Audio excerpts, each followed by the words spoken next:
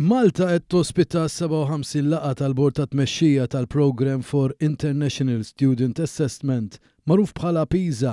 Madwar 200 delegat li jirrappreżentaw 78 pajjiż minn madwar id-dinja jinsabu fostna laqgħa fuq 3 ijiem mill-4 sal-ġimgħa f'dar il-Mediterran għal konferenzi il-Belt Valletta. Il-Bord ta' Tmexxija tal-PISA jiltaqa' darbtejn fis-sena biex jiddiskutu u jippjanaw il-programm għal valutazzjoni internazzjonali tal-istudenti mill-Organizzazzjoni għal Kooperazzjoni u l-Iżvilupp Ekonomiku l-OECD. Is-sem ta' Malta jipprovdi perspettiva kritika li tippermettilna nevalwaw l-impatt tal-politiċi u l-prattiċi edukattivi ta' pajjiżna fis-sfond globali.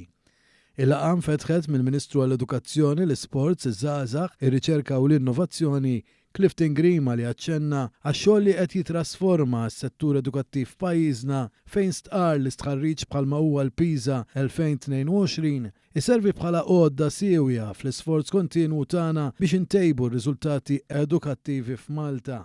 Il-Ministru Grima qal li bl-Istrateġija Nazzjonali tal-Edukazzjoni sal-2030 qed titnieda trasformazzjoni fejn flimkien nimbarkaw fuq perkors fejn jinbena wirt edukattiv li jagħti s-seta sistema edukattiva ta' inklużjoni u futur mibni fuq l-isforz kollettiv ta' pajjiżna.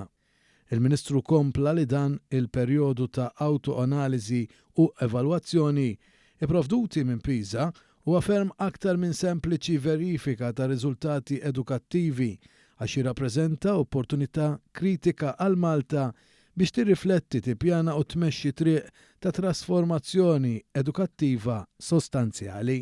Dan ix-xogħol li saret innuru li għandna strateġija ċara għall-edukazzjoni ġewwa pajjiżna li ma' strateġija ħadd assigura li permezz tas-sistema edukattiva tagħna inkunu qegħdin nagħtu l-ħiliet kollha neċessarji li tfal tagħna sabiex dawn jilħqu l-iżvilupp sħiħ tagħhom.